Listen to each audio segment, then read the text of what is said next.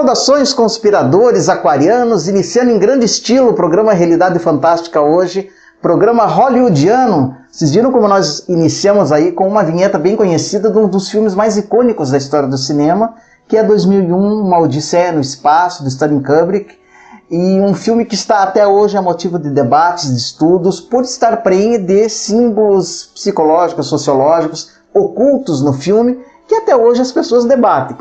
E nós quisemos dedicar um programa inteiro a esse filme tão icônico, né? E a esses significados ocultos que o Kubrick jogou no filme.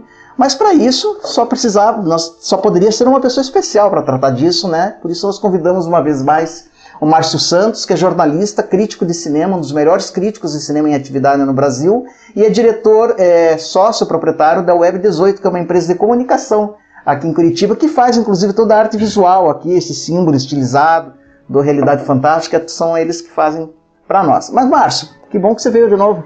Que bom, Jamil, muito obrigado pelo convite, né, e um grande abraço a todos os espectadores do Realidade Fantástica, né. Hoje a gente vai, como você falou, destrinchar o 2001 do Stanley Kubrick. Olha, eu acho que muita gente, aí você sabe que nós estamos aí com mais de 70 mil inscritos em todos os continentes, muita gente vai se sentir compelido a rever o filme. Depois dessa entrevista, eu não tenho dúvida disso.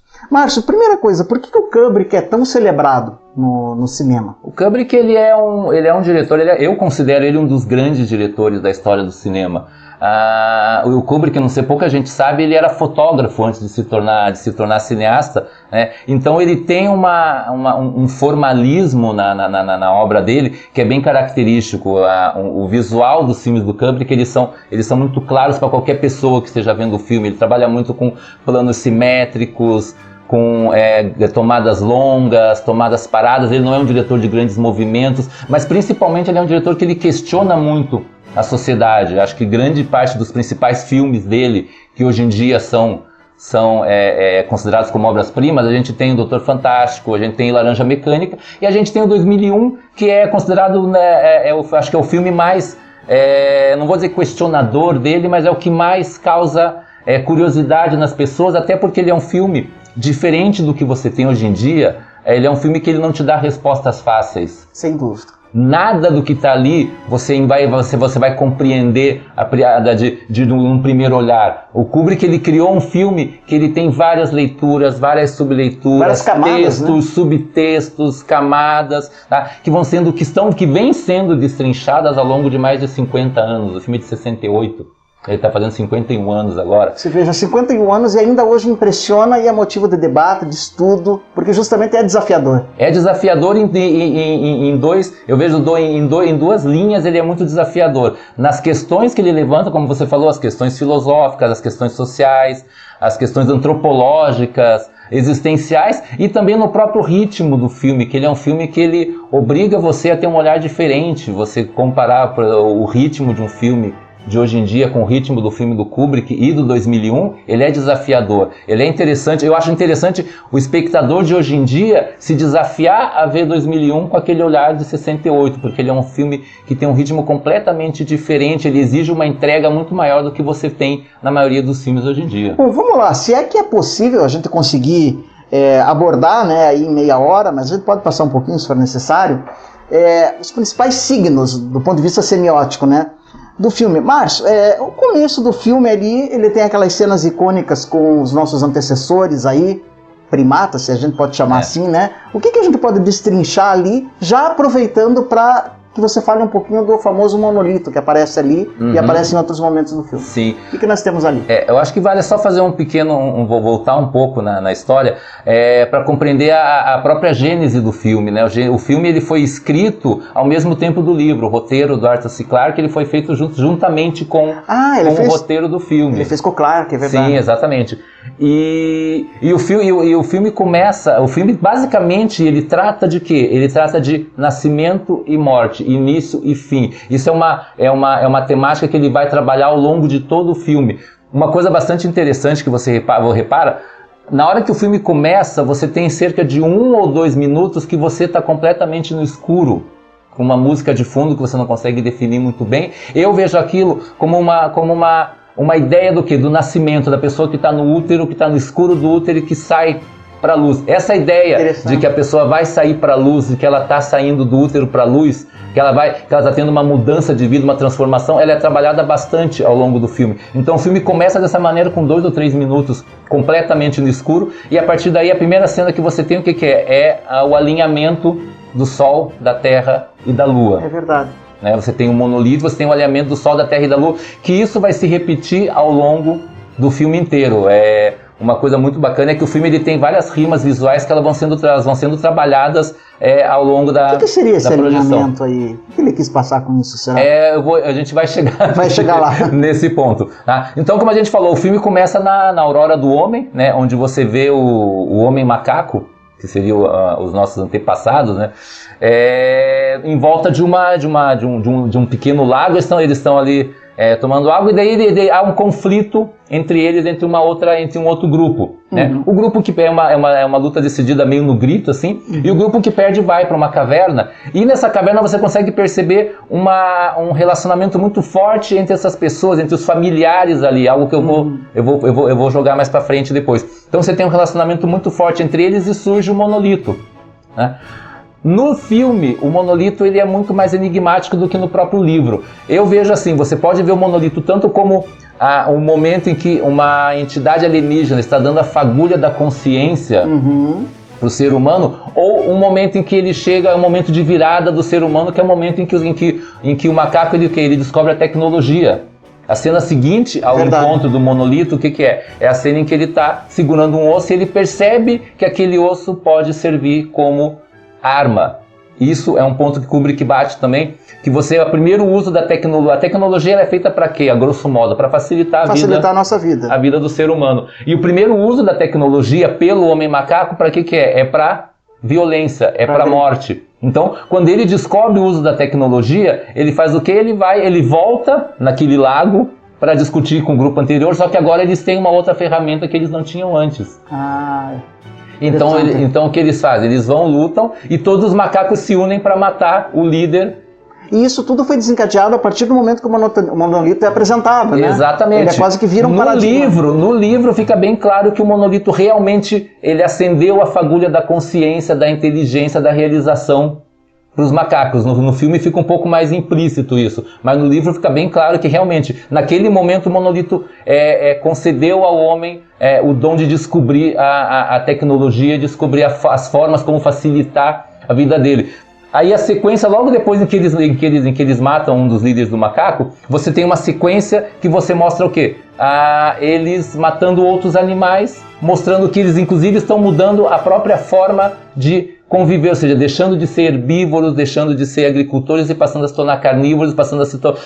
É uma evolução completamente diferente do que vinha do que vinha acontecendo até aquela hora. E nesse momento a gente tem, acho que uma das cenas mais, que eu considero mais icônicas da história do cinema, que é quando esse macaco está celebrando, vamos dizer assim, essa conquista dele, né? E ele joga o osso para cima, ele é fantástico. E automaticamente assim, você tem um corte em que o osso desce e ele se transforma numa nave espacial. O Kubrick trabalha muito isso, de trabalhar do micro ao macro, ou seja, você está vendo um macaco simbolizando a humanidade e esse salto tecnológico gigantesco de milhões de anos que acontece em apenas uma Sensacional. Cena. E aí a gente entra na fase, digamos que a segunda fase do filme. Isso. Quando nós já estamos na nave, né? E ali o homem já mais isolado, inclusive, né, em comparação com... Há um detalhe bem bacana que o Kubrick ele usa, acho que todo mundo sabe disso, ele usa a música do Danúbio, a valsa do Danúbio Azul, né? Muita gente pergunta por que ele escolheu uma valsa. Eu vejo assim, eu nunca li isso, se tem algum significado, mas eu vejo que dentre as obras clássicas, o estilo da valsa ele é um estilo que ele requer o quê? Ele requer um alinhamento, um equilíbrio, uma harmonia entre duas pessoas. Né? É uma dança, na verdade. A valsa é uma dança. E toda aquela sequência em que a nave espacial está chegando, em que a nave está chegando na estação, ela é montada de forma a ser uma dança. Um balé, né? É um balé. Espacial. Você tem ali, você tem a estação espacial girando, você tem a nave espacial chegando. Então, você tem uma sequência ali que ela é muito interessante, assim, de harmonia e de sintonia.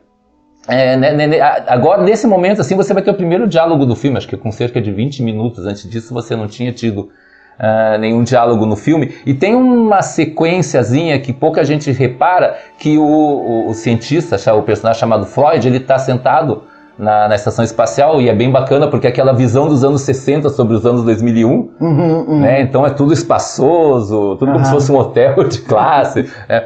E você tem uma caneta flutuando. Exato, essa cena também é emblemática. A caneta, se você perceber, ela está fazendo um movimento muito similar ao osso, muito similar à nave. Eu vejo da seguinte maneira, que ele está mostrando o quê? Ele está mostrando que a evolução do homem não se deu apenas tecnologicamente, ela se deu de forma intelectual também. Ou seja, o homem deixou de usar a tecnologia como conflito, como resolução de conflitos, e passou a usar a tecnologia como criação. Então a caneta é mais forte que a espada, né? Então você tem aquela caneta flutuando, ela significa o quê? Que a partir daquele momento o homem deixou de usar a tecnologia como conflito e passou a usar a tecnologia de forma criativa, de forma inteligente. Ao mesmo tempo, como você comentou, você percebe que essa tecnologia, esse avanço do homem tecnologicamente, acabou fazendo o quê? Acabou tornando o homem mais distante das pessoas com quem ele se relaciona. Toda a sequência passada na estação espacial, ela ressalta isso. A primeira cena que você tem é desse cientista, o Floyd, falando com a filha, via um pré-Skype, né, na época, assim, né? E a filha falando, pai, você não vai estar aqui no meu aniversário? Ele fala, não, filha, não vou estar aqui no seu aniversário. Aí ele vai e ele se reúne com cientistas russos, que também é uma forma de mostrar em plena Guerra Fria, né? O Kubrick mostrou, não, olha só, gente, existe uma harmonia entre os povos nesse momento também. Mesmo assim, você percebe que há sempre um distanciamento das pessoas. A primeira pergunta que ele faz, ele pergunta para uma cientista, como está o seu marido? Faz tempo que eu não vejo, porque ele está trabalhando em outro projeto. Então todos, apesar de tudo, há um distanciamento muito grande entre as pessoas, e tem uma coisa bem curiosa, que eles estão sentados em volta de uma mesa onde você tem vários copos d'água. Então você pode ver que isso é uma rima visual com o começo do filme, onde um grupo tinha um conflito com outro grupo diferente em torno de uma poça d'água. E agora você tem o quê? Você tem um grupo que está trabalhando em conjunto em torno de um grupo de vários copos de água. E ele está mostrando também que enquanto os antigos, os primitivos eram mais gregários, a tecnologia nos afastou? Também. Acho que isso é um ponto que ele vai tocar várias vezes ainda ao longo do filme. Na sequência seguinte, você tem o cientista apresentando para um grupo de pessoas o que aconteceu, ou seja, por que ele está indo até a Lua, porque foi descoberto um monolito que estava enterrado lá há 4 milhões de anos. E a reunião é extremamente fria. Todas as pessoas que estão na reunião, elas estão paradas, elas são praticamente autômatos. Olha só.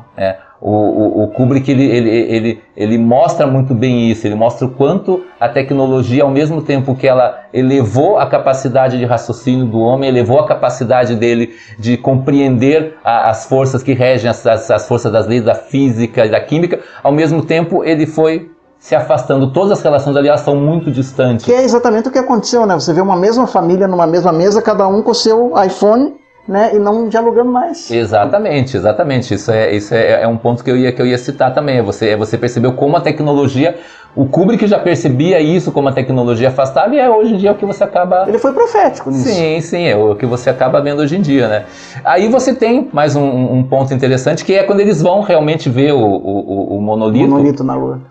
Ponto que eu gosto muito do Kubrick é que em nenhum momento ele explicita o que está acontecendo. Você está vendo, as pessoas estão saindo, mas por que eles estão indo no monolito? Não se sabe. Ninguém... Existe alguma explicação, mas não é nada assim que seja didático, né? Ele simplesmente contextualiza para que você possa continuar acompanhando a história. Aí tem um momento em que eles vão ver o monolito, e aí se repete a mesma cena que tinha no começo, quando o astronauta ele toca o monolito da mesma forma que o macaco tocava o monolito, mas com um olhar completamente diferente agora. O macaco via o monolito como algo misterioso, como uma espécie de divindade, enquanto o homem agora ele já vê como o quê? Como a ciência altamente fagulha da inteligência avançada.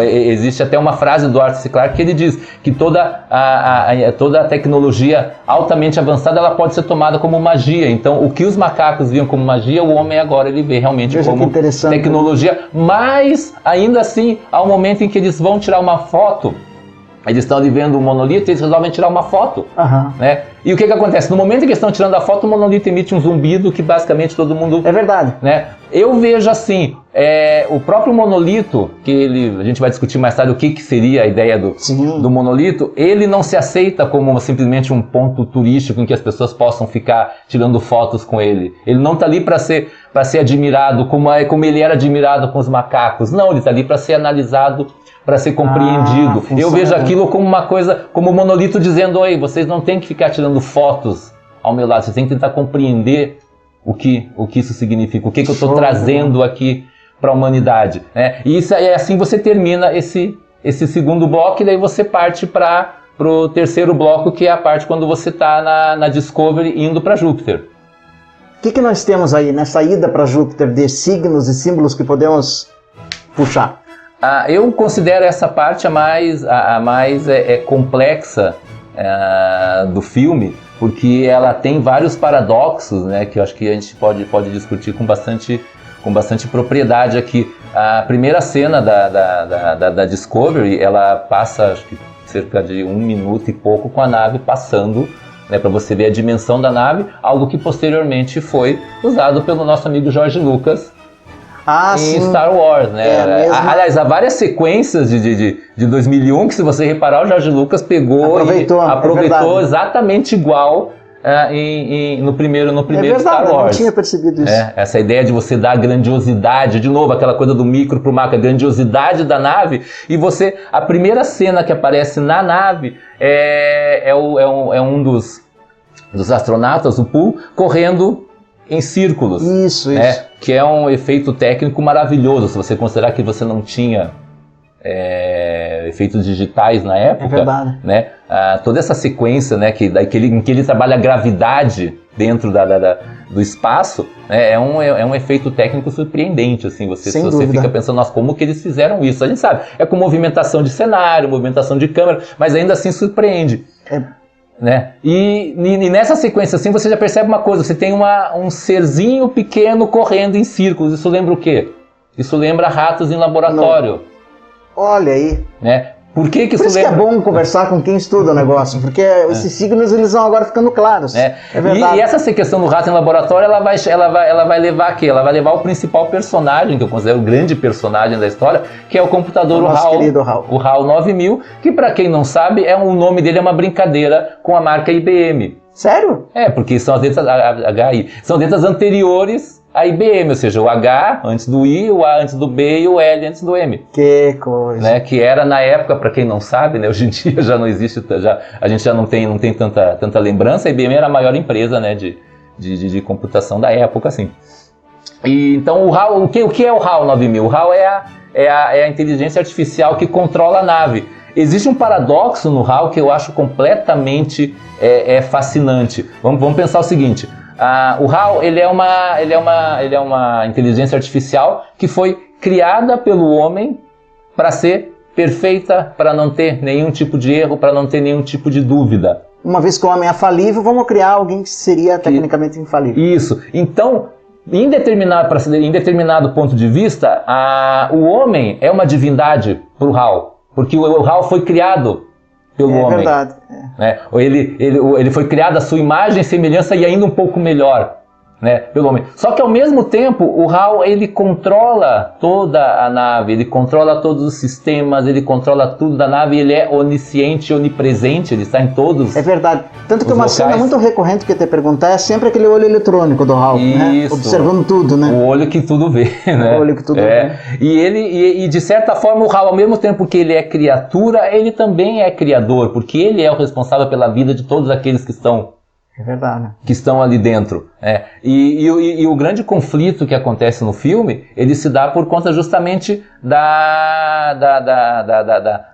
não vou dizer revolta, mas do que o HAL ele passa a lidar com os conflitos entre os astronautas. Né? Muita gente questiona, mas o que aconteceu com o HAL? Alguns dizem o computador enlouqueceu, como se isso fosse possível, deu bug, entrou vírus, o que aconteceu com o HAL? Eu acho que você tem várias leituras. O que eu estou falando aqui não quer dizer que a minha leitura seja a mais correta, mas eu vejo diversas leituras muito pertinentes em relação ao que pode ter acontecido. Tem uma ceninha muito curta, isso aqui é bacana do Kubrick, que ele joga pequenas cenas ali, que depois você começa a perceber, nossa, isso tinha um objetivo. Tem uma cena em que ele está jogando xadrez com um dos astronautas, e ele faz uma jogada e o astronauta fala, não, Hal, essa jogada foi péssima. Aí o Hal, não, mas você entendeu errado, na verdade eu acertei e eu fiz checkmate. O que isso está querendo dizer? Isso pode ter dois significados. Ou que o Hal realmente começou a errar, então ele não é tão infalível quanto ele se imagina, e o Hal tem uma certa arrogância, ele dá uma entrevista no começo da sequência que ele diz, não, porque eu sou o melhor computador que existe, eu sou infalível, jamais vou errar. Então ele toma para si uma certa arrogância, e daí nessa sequência você percebe o que aconteceu? Ou ele realmente errou, tá? Ou ele está fazendo o quê? Ele está testando o astronauta para saber se o astronauta percebeu que ele tinha errado. Porque se ele errou, ele aprendeu a mentir. Olha que coisa. O que eu vejo é o seguinte, é que o Hal, ele começou ele tomou tanta consciência que ele começou a se tornar humano, inclusive com as falhas falível, né? dos humanos. Ou seja, ele falha, ele dissimula, ele se revolta, ele tem inveja. Ele vai se tornando meio cínico também. Cínico também. Existe um outro tipo de análise que você vai perceber isso mais pra frente, porque o Hal, na verdade, é o único que sabe da missão. Exato. Ele é o único... Eu vejo assim também da seguinte maneira, que o Hal, ele pode estar fazendo o quê? Ele pode estar testando os seres humanos para saber se eles têm realmente condição de ser... ele está fazendo uma espécie de uma provação para os seres humanos. Exatamente como Deus fazia com os humanos, ele está dizendo, eu quero saber se vocês têm realmente condição de compreender tudo que está acontecendo aqui. Sim. Eu vou testar vocês, eu quero ver se vocês percebem que eu errei, eu quero ver se vocês são capazes... Tanto que chega uma hora que ele fala pro Bowman, que é outro astronauta, tá? Eu não quero que vocês coloquem a missão em perigo. Então, o que ele está fazendo, no fundo, é protegendo a missão de pessoas que talvez ele não considere que sejam aptas ou capazes, de compreender todo o escopo daquilo que está para acontecer. Ele chega a matar um dos astronautas, não é? Ele mata boa parte dos astronautas, na verdade. Porque eu não lembro bem, me parece que era só os dois na nave, não? Tinha mais? Não, ele tinha 2 na nave e 3 que estavam congelados. Sim. Quando eles percebem que o Hal... Porque o Hal, eles começam a perceber que o Hal está cometendo certos erros, e eles começam a achar que talvez o Hal esteja comprometendo a missão também. Que é curioso isso. Os dois, tanto o Hal acha que os humanos comprometem a missão e os humanos acham que o Hal compromete a missão. Qual deles está a questão certa? E aí tem essa cena famosa que você falou, que eles, para que o Hal não ouça, porque, como eu falei, ele é onisciente, ele é onipresente, eles se trancam numa cápsula e tentam conversar, só que o Hal vê eles conversando, movendo os lábios. Ele faz leitura labial. Ele faz leitura labial e daí ele descobre que eles estão pensando em, eventualmente, desligar o Hal. O que ele faz? Ele mata os 3 astronautas que estão congelados, e aí ele vai, num outro determinado momento, ele vai e mata o outro astronauta também. Sim. Daí sobra um só, né? Aí sobra um só, que é o Bowman, o que sobra para o Bowman fazer? O que ele acaba fazendo é uma espécie de uma lobotomia no Hal. Porque ele vai fazer o quê? Ele vai tirar as células de memória, ele vai tirando, fisicamente arrancando as células de memória. Eu sempre me pergunto, o que é aqueles dispositivos que ele vai puxando, né? Então seria a memória do computador. É a memória, e isso levanta aquela questão, o que nós somos sem as nossas memórias? Nada. Nós não somos nada. Então, de uma entidade onisciente e que eventualmente estava realmente se tornando humana, com todos os sentimentos, todas as cargas positivas e negativas que ser humano traz, tá? Em determinado momento, o Bowman está fazendo o quê? Ele está tirando tudo aquilo que fazia do Hal uma entidade, um ser vivo. Ele está vendo que ele está tirando as memórias do Hal. E o Hal fica dizendo, não faça isso. E ele vai tirando as memórias, até que chega uma hora que o Hal ele volta praticamente a infância. Ele começa a cantar uma canção. É verdade. Né? Ele canta uma canção. Que ele aprendeu com o criador dele, né? Isso, exatamente. Meu criador me ensinou a cantar uma canção. Então, de novo, a gente tem essa questão da morte e renascimento. Ou seja, para que o Bowman possa ir para frente na sua missão, ele precisa novamente usar o quê? Usar da tecnologia para eliminar o seu inimigo. Aquelas outras cenas... Bom, o filme, a gente vai falar, esta cena é icônica. O filme é todo de cenas icônicas. Mas a outra mais pro final, que ele tá naquela viagem... O que é aquilo? Ele morreu ali, ele entrou na velocidade da luz, em dobra, ele entrou em dobra espacial. Daí foco muito no olhar dele, né? Fica piscando e... O que é aquilo ali, bicho? A partir do momento em que essa seria a quarta parte do filme, que é Júpiter e além, né? Que é o termo que é dado para esse segmento. Ele chega em Júpiter. Por que ele foi para Júpiter, na verdade? Que isso só é contado mais pro final do filme. Ele foi para Júpiter porque quando eles encontraram um monolito na Lua, eles perceberam que havia um sinal de radiação ou de rádio muito forte que vinha de Júpiter, e eles mandaram a nave para lá justamente para investigar o que estava acontecendo. Que bacana, bicho. Chegando em Júpiter, ele vê o quê? Ele vê um monolito flutuando em Júpiter, e ele sai da nave, que há um ponto que eu vou chegar aqui também, visualmente ela tem um visual muito fálico, a nave. Você sabe que é verdade? Porque ela tem, né, seria o corpo do pênis e a glande, né? Exatamente, aquela bola ela ali. tem um visual muito fálico, e isso o Kubrick usa mais pra frente. E quando a nave sai, você pode até fazer uma similaridade com o espermatozoide que está saindo ali. Por quê? Eu vou chegar mais à frente rapaz, nisso. Que bacana isso. Aí ele entra num determinado vórtice temporal. Pois é. Não fica muito claro o que é aquilo. Aí a gente tem que pensar também no momento cultural em que o filme foi feito.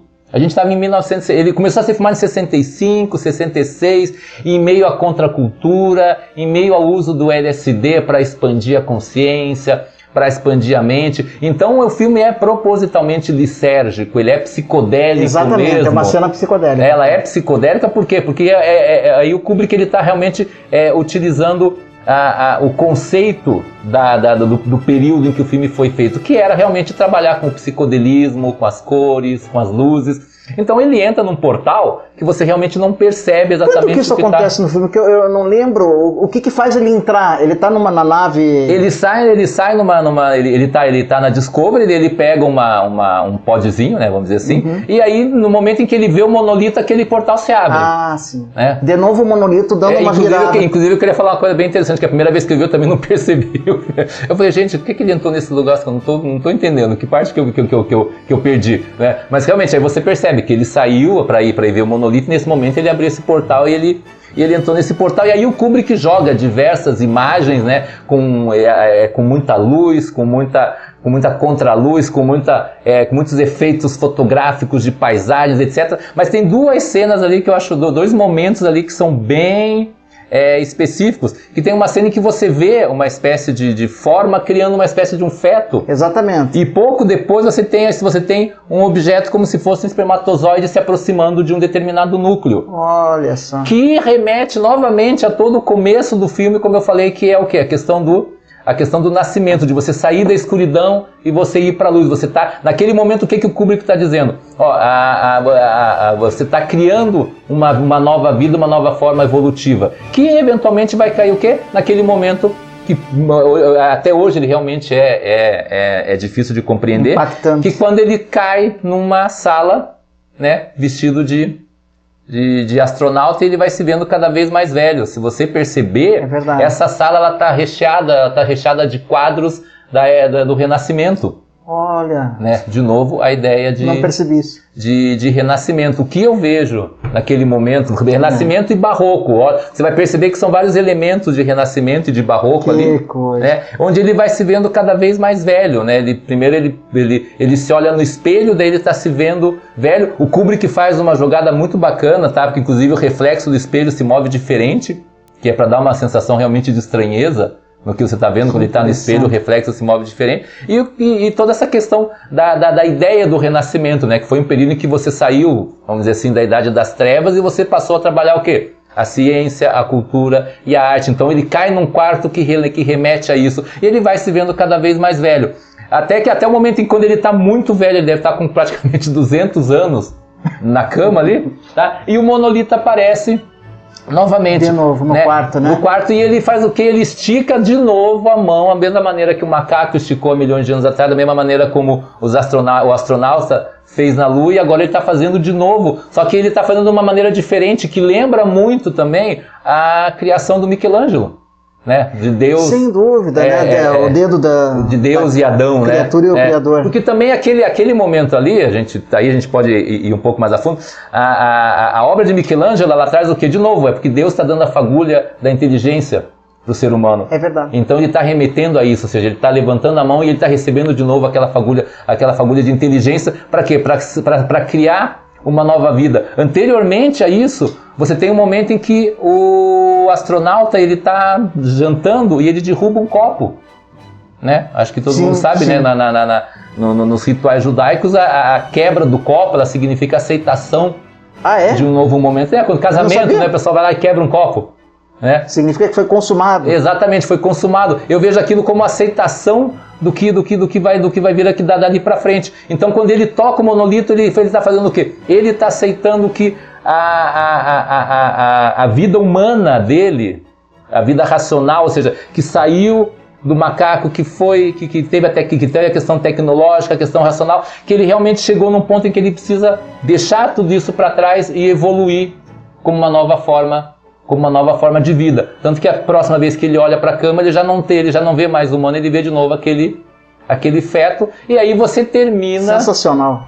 Aí você termina o filme com aquela volta à música, né, do Assim Falou Zaratustra, volta à música, e você tem o quê? Que eles chamam eles chamam de Star Child, né, que seria a criança das estrelas, né? E você vê a criança das estrelas segura, né, em volta dentro de um globo, olhando para a Terra, né? Só que o olhar dela, ele não é um olhar, ele é uma criança, realmente é uma nova forma de vida, uma nova forma de evolução da consciência humana, mas ao mesmo tempo é um ser que vem carregado de experiência de milhões sem dúvida de anos. Ele tem um olhar, ele não tem um olhar de criança, ele tem um olhar de experiência. Ele tem um olhar de sabedoria, né? De sabedoria, de transcendência, e termina ele olhando pro público. O que eu vejo assim, o que o Kubrick está querendo dizer com isso? Que o ciclo se fechou, né? Ou seja, do ser humano da era pré-histórica mesmo, o homem finalmente está completo, porque ele evoluiu até o ponto em que ele expandiu a sua consciência, ele se tornou uma nova forma de vida. Vocês viram que ia conversar com um crítico de cinema que tem preparo e conhece psicologia? Olha, fiquei fascinado de novo pelo filme, Márcio. A gente está se aproximando do final, mas em rápidas palavras, se você puder. Primeiro, o que é um monolito, afinal, na sua opinião? Né? Porque ele sempre aparece quando abre uma nova fase do filme, né?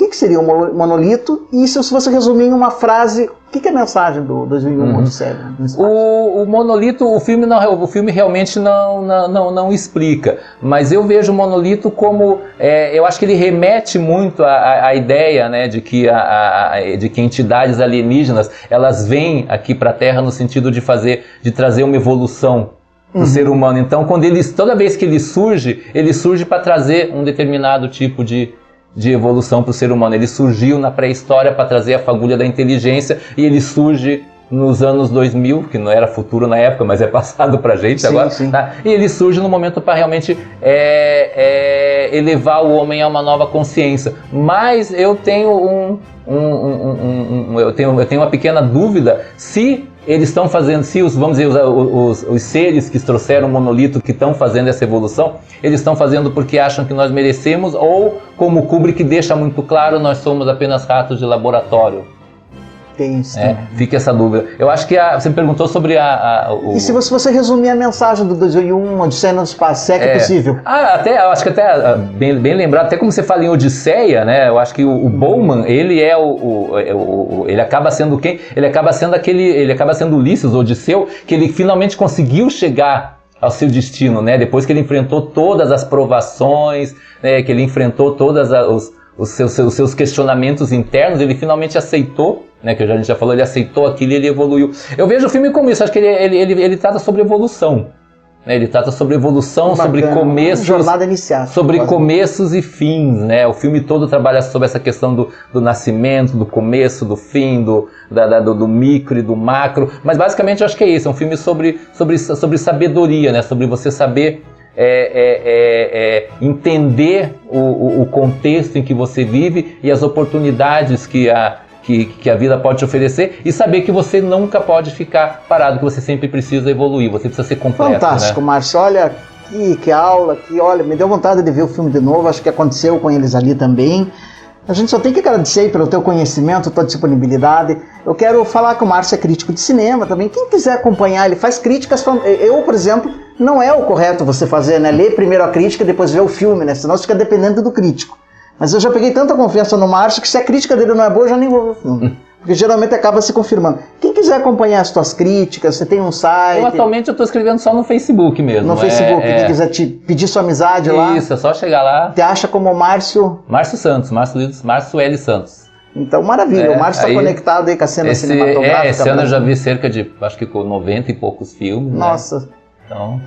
você posta uma crítica por semana, mas por dia, né? Por dia, né? Por dia, quase, né? Sensacional. Quero te agradecer, Márcio. Estou colocando teus contatos aí para quem quiser entrar em contato, convidar, às vezes, para uma palestra, para uma aula, né? Vocês que estão fazendo cinema, vale a pena aí convidar. Obrigado e você vai voltar outras vezes. Obrigado a você, Jamil, tá? Foi muito bacana, né? A gente poder explorar esse filme. Eu acho que esse convite que você faz pra gente, ele é muito bacana, porque ele permite que você reveja o filme justamente com outros olhares. Normalmente quando a gente vê um filme, a gente não tá prestando tanta atenção nesses detalhes, né? E justamente esse convite que você me fez, inclusive, me fez ver o filme com outros olhares que eu não tinha... Eu captei coisas que realmente eu não tinha percebido antes. Isso é muito bacana. Fantástico. Vamos eleger alguns outros filmes aí pra você voltar e dar uma destrinchada pro pessoal, tá bom? Perfeito. Maravilha, vocês todos que nos acompanharam, nosso abraço, não se esqueça de se inscrever no canal, acionar o sininho de notificação, deixar o seu joinha, seu depoimento, lembrando sempre que o mistério está entre nós. Até o nosso próximo encontro.